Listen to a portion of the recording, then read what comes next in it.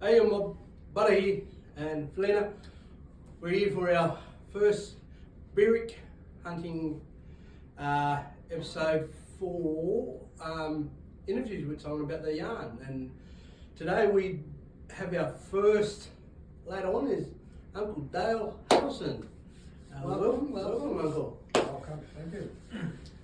I suppose the biggest thing is just making sure that we do our rights of acknowledging where we're meeting on, and that is of the lands on Namri Ngunnawal people. We pay respect for their elders and our elders that are coming up, and again another elders, Uncle Dale. Pretty well known to our community here in Canberra. And look, the first one to come and do our yarn, so let's get into it. Can't wait, it'll be awesome. Yeah, definitely. So what we want to know is what's one experience that you have experienced that's something that you can't forget, I guess. I think the one that was sort of, I first of all, I can't say that I've actually seen a spirit or anything like that, but what I witnessed was I think it was, I can't remember the year, but it was probably 10 years ago, and like my mother comes originally from Dubbo, so the Tobago Reserve, which was just outside of Dubbo. There was a mission called Tobago Mission, and just a little history of it. I lived in Dubbo probably in 1973, 74, and my uncle was the last one on the mission, and he had the house, my great grandparents' house, which was right down on the junction of the Macquarie and the Tobago rivers, and their house was there. So I used to, from West Dubbo, I used to ride out there and weekends and spend time with my old cousins. Anyway, I went. These days there's a place just over the river which now is a burial site for. It's a cultural centre sort of site and a burial site for Tobago people from around the Dubbo area. So, like I said, I don't know, I can't remember the year, but about probably 10, maybe 12 years ago, I went to Dubbo for repatriation, which is, reburial of bones back to original area. And so we went up there anyway, and there was a whole heap of us there. And I'd never been to a repatriation before, so I took my son and we went up there and with my other cousins and their sons, because we were all asked to go there. So the process is that traditional time in Radri, you got buried into a hollowed log, and the hollowed log was probably around 3 or 4 foot and about 1.5 foot round. So they had recently got these bones back, which they'd been in England for, I believe, 150 years. Wow. So they were found in South Dubbo, in the main town, like where South Dubbo is today, just somewhere there near the river, which was where the Macquarie River, the bridge runs. So they got them back after, I was told 150 years. So there wasn't much left. So anyway, we got out there to and we'd had the log, and then we'd had because the process was to place the bones in the log, and the last piece was the skull, which was face up, because it was believed that the spirit travels through the tree after death, right? So anyway, like I said, there wasn't many of the bones left. So the skull was there, some of the arm bones, hands, and some of the leg bone, I forget what you call them. But So we'd got them all, and we'd wrapped them up and put them into this log. So, and we had, at the time, we had about probably, I believe there was, my family line had 3 cameras going, and there was other people as well, all had, and so we didn't really, we weren't recording on our phones then. It was more digital camera. So Yeah, all these digital cameras, right? They're all, so we'd all charge them up and everything, and we'd filmed all the process, right? So we put everything, wrapped them up, put them into the log. Then as we got the skull, we placed that in and put it in the ground. And as soon as it went in the ground, all the cameras malfunctioned. They all just, Oh wow. All of them. all of them. Every single one on that same Everyone that was there. Wow. It was just beep, beep, beep, beep, beep, like the battery had run out or something. And we all thought, oh, that's weird. Why do they all go off at once? Anyway, we All at the same time. all at the same time. So we got down and put everything in the ground, and because we were all staying at the mission, and when we go back to the mission, because we were sort of camped near the river, and we were sitting around sort of late afternoon it was, and around a fire and everything, and then like we all sat down, we were talking about what was going on. We were talking about the actual cameras going off, and then they all come back on. What, later that night? Then Oh, right there and then. They all come on. They all come on together though. They Wow. were beep, beep, beep, beep. Oh, that's creepy. So that was after you Yeah. put this thing in. After we It remains back into the. we'd laid the person to rest, then we come back to the mission because that was across the river, and Oh, across from where the burial is. we were camped over the river, so then when we were talking about it, we're all sitting there going, wasn't that weird? And then they all come back on, so, and it was like, but there was more. I think it was 4 or 5 cameras because we all had cameras. We didn't have mobile phones. Yeah. You know, so, but yeah, I just thought it was an experience where, you know, that spirit had been laid to rest, and like I said, we did film it, but. And maybe the spirit didn't want it to be recorded. 'Cause Maybe he it didn't was want something it. sacred Yeah, to- maybe yeah, the yeah. last thing he didn't want it. Or, you know, well, you've seen enough. You know, that's the vibe we all got. But That's then, like. but like I said, that when they all come back on, they're all fully charged. So that's the big thing. Yeah, that's crazy. But I believe, you know, it was I don't know. It was meant to do that. There was something there, and you know that it doesn't matter. Like that spirit was, you know, well, truly, you know, gone in 150 years ago. But Yeah. but Yeah, well, it seems that, you know, after time, there's, you know, some of the spirits still roam around until they do get that, until they rest. to that rest. Oh well, Yeah. well, you know, that's what I thought. I thought, well, maybe that was, you know. But I just thought it was a story that, like I said, I thought it was a story that was, you know, different because it, you know, we all witnessed it, and like I said, there was nothing wrong with the cameras. They were Perfectly fine. something shut them charged. off, and that's what I got from it anyway. But I thought, well, no, well that was, you know, that was a. But maybe it was a, you know, like, well, thank you for returning me home too, or I don't know. Yeah. Any meaning or reason why? Yeah, it could have been many reasons. I just think that it's for you get to a point in one of those ceremonies where you're putting someone to lay to rest, and then everything turns off. That's Yeah. Oh, look, I wouldn't even know how to think of. What But the thing was, it wasn't a scary experience. It was just like we all thought about it, and we said, oh well, you know, that's one of our ancestors, and I've sort of always been told not to be frightened of them. Yeah.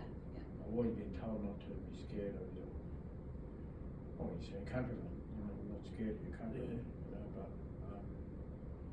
but you know, to be there for that. Well, it's the first time I've ever done. I've never done it. I've been involved in a repatriation, so and I'm sure there's plenty of stories similar, because I think for that person to journey to the other side of the world, you know, and not be at peace, you know, not be at peace. And that could be why the camera's turned off. Yeah. Because it found peace in that moment, possibly. Yeah, maybe. But anyway, that's my. Wow. Yeah, like I said, I've never. It's always stuck with me because it was such a special occasion, of course, and to be involved with bringing one of your ancestors home is sort of a big honour. Yeah, being a part of that. Yeah, definitely. It is a big honour. An honour. Yeah. And now, like the story that you just told, you know, that's something that, like I said, only probably a handful of people will know that sort of stuff. Well, that's only stayed between our family, really. Yeah. I haven't really. Wow, thank you Well, thanks for sharing. Yeah, I haven't really. I mean, occasionally I've told people of it, but not often. It's probably only the second or third, because people were talking about experiences before with, you know, talking about yarns about. Yeah. But that one sort of stayed with the family for. Yeah, it was probably 10 or 12 years ago now. Yeah, right. Yeah. Wow. And when you go out and do this kind of thing, is it just men that go and do it? Are women involved in this as well? No, there was girls were there as well. But like I said, because it's such an important thing to do, you know, but so many communities have had their ancestors taken, especially to England. Yeah. And it's just unbelievable. I mean, like it's, you know, I do believe in the spirit world. I do believe there's stuff there. I've had other experiences, but not physical or anything like that. But Are there any other experiences you'd want to share with us today? I was only, like I said, the only other one I've had which was sort of pretty significant was I witnessed photos of orbs. So Okay. orbs, right? And I know what orbs are because they're spirits basically. But you know, I did watch a lot of shows with a lot of orbs in it, because when I witnessed what I saw, I'm going back to. Sure what year it was again, but my daughter and niece were going to the year 12 prom here in Canberra, and I got them over to my house because I'd organised a limousine to pick them up. But my mother came over, and my mother was very emotional because, you know, she was crying and happy for the girls. You know, Bless her. so, you know, we took some photos. I took heaps of photos, and again, I don't think it was on the phone. I can't remember, but probably on digital camera again because it was Probably that time. yeah. But I uploaded it onto the computer because when I looked on the it was a camera because I looked on the screen I couldn't see it properly, so I had to put it onto on my computer. So and all of a sudden all these orbs appeared, and some were small, some were really, really big. And then I looked at one of them, and that was in between, like my mother and my daughter and my niece. There's this big orb, it looked like the size of a bloody basketball or something. But in that orb, I could see the shape of my father's head. Wow. Yeah. Well, what I did, I went, wow. I said that, Jesus, that. Because I knew about orbs, but at that stage I didn't know that they could appear in the orb. like a photo. Yeah, that's interesting. Yeah, I didn't know about that. I could see the orbs, but when you magnified it, because I was thinking, is that what I think it is? And then I asked my wife, and she said, oh, yeah, looks like your father. Mm. And then So other people can see. yeah, other people could It see. as well. Yeah, because I thought I was seeing things, you know. Yeah. But then I went, I sent it to my family in Darwin, well, my father's brothers and that, and I said, tell me what you see there, and they just said straight, oh, that's Bobby, straight out. No, there was no hesitation, and I got like, you know, my whole family looked at it and said, no, that's him, because they knew the shape of his head. Yeah. So I had to get confirmation first, see? So, but yeah, when I got the photos and I blew them up on the computer screen, I could really see what was going on. But I thought, well, you know, my mother being upset, he was there because my mother was upset, but in a happy way. But you know, it was a happy occasion. But then anyway, because what happened? This was it was a school prom, so it would have been late November or something. Yeah, it's usually at the end of the year. November, right? Then anyway, about, I think it was Christmas Day, the kids took a photo of me lying on the lounge, and the orbs appeared again. And this was Christmas Day. Mm. So, again, it was my father in the orb, like right above my head. So. Wow. And this was months later, but I was asleep on Christmas Day. Right?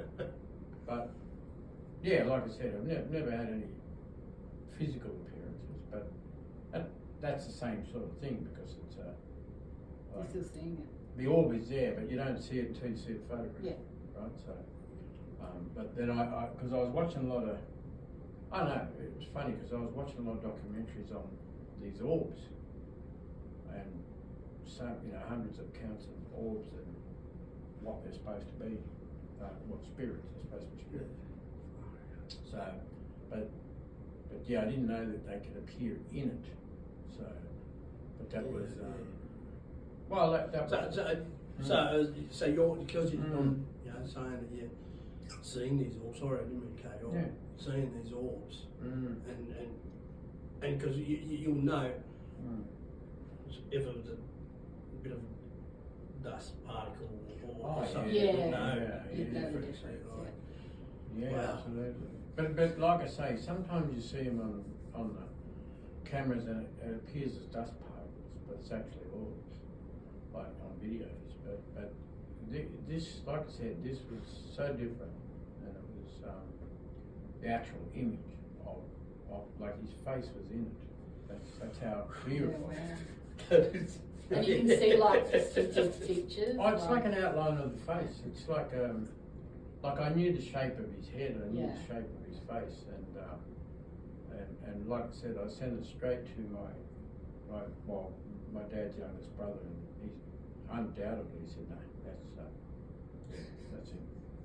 Far out. Wow. That is. That's insane. Yeah. But it was, I don't know,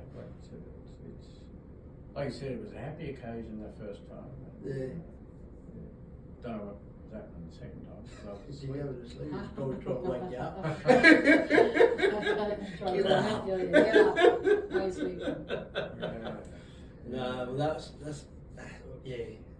Again, thank you. Thank you for that. Yeah, that's two. That's amazing, especially being a part of that first one. Yeah. What an experience. Yeah, and then seeing it all, and then blowing it up to see that It's your dad. you're me. Yeah. That's Well, I mean, when I did see it, I got shivers. Oh, you would, because you don't expect that's what you're going to see. Yeah, I got shivers, but it wasn't. It was a good feeling. It was a really good feeling.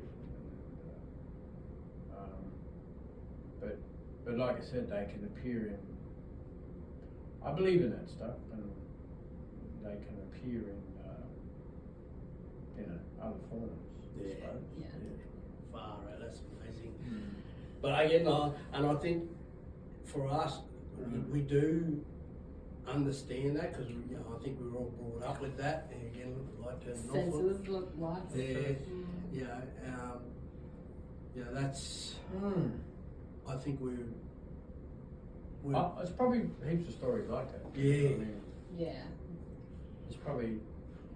Well, yeah, that's what we want to try and do. Grab all these stories and it may later on down the track, way after we're finished or whatever, someone will look back and go, oh, I remember Uncle Dale was doing this. I remember him saying this. I was a part of that day when we played that. Ancestors arrest, and that's the thing, it's. And when I was talking about that mission before too, like there were so many yarns about that place. Like it was like, and when we used to go out there and stay all the time. There was so many yarns preceding us going out there. So there was like a little people stories. There was a dog with a chain story. There was all these things that happened on the mission, and everybody talked about it. Every family talked about it, and everyone was too frightened to go out there, out on the mission. but we'd go in a group, we'd go in a gang because we were all frightened. To go along, yeah. all grippy once. Yeah. It was all grippy. Everyone got the same time. It was all grippy because from the main highway to the fence, it's probably about a good kilometre to where the house was, and there were so many little stories on the way. There was a gully there where the dog come out with the chain. There was all these yarns about it. See? But then, what used to happen too was, if people knew you were staying out there, they'd scare you. They'd come in. They'd be waiting for you. I wouldn't do that. I'm not going to do that. They used to. I'll give you another. Like my mother and that went out there. Anyway, and my uncle was a real prankster, and they used to have this fence that went. It was like a walkway over the fence, just a little sort of steps over the fence. Yeah. And you had to get out to open the gate, see? And he knew Mum that were out visiting. So he shut the gate, parked his car up the road, and he sat because where you walk over the fence, if the gate's closed, you can go over the fence. It's about 5 metres away. So he's sitting on the top of the fence with a blanket over his head. Oh, And when they got out of the car, they walked over to open the gate, and he started coming off the fence, and one run out the gate, one run out the road. No, they left the car. They left the car. Took off and left the car. They left the car. You'd be safer in the car. Yeah, I thought. They both run away from the car. But he first of all, he was swaying on the fence like that. Oh, no. Then he got started, and one went that way, one went the other way. Left the car there running. And it was dark? That was like late at night. Oh, no. Sorry, But then they were running, because he yelled at him, "Hey, you better come back and get your car." You better come back and get your car. Oh, you mongrel dog. coming out there. Yeah. They recognised his voice. He started laughing. See? You better come and get your car. Oh, dang. But like I say, they all used to wait. Wait for someone who's going to camp out that way. Who was going to go camping there, or all the mob in town would come out and scare people constantly. Because we go out there to camp. We used to, not anymore, but a little campground there near where the last house was. So it's all fenced off. We've had some big dudes out there, but all the mob knew that out there, so they go scare them. But but that's what blackfellas do. Yeah, yeah. Torment. We like to torment each Yeah. other and scare. Yeah. Cool. I'm assuming, you know, after speaking, talking about that photo, I'm assuming people probably who view this, our interview will go, would love to see that photo of you and me and that. Oh yeah, no, I don't. It was that long ago. I had it on Facebook, but Yeah. I couldn't have it. Yeah, right. Well, there was It was on Facebook. It was on Facebook. Everyone's going to go and looking at your Facebook now. Page, Let's don't find you? this photo. Well, I don't know because see, that's when I first had it. So I Yeah. think that's long gone because I've been hacked that many times. Oh, right, yeah. You know those Yeah. hackers. Yeah. Oh, they Forever getting invite from you. Yes. Yeah. Accepting as a friend. I know, this is you. No, I don't make friend requests. It's not me. Yeah. Well, thanks for coming No and worries. sharing your yarns Excellent. with Yeah, us. man, that was awesome. It's our first one. Our and very first one. We're keen to get a few more Yeah. yarns with other Yeah. people, and Yeah. if anyone out there wants to share their stories, reach out to us and jump in our podcast, and we can definitely get it started and have your yarns and show Yeah. other people your experiences. Yeah, man. Thank you. Thank you, There Hutto. you go. Thank you, viewers. Mm.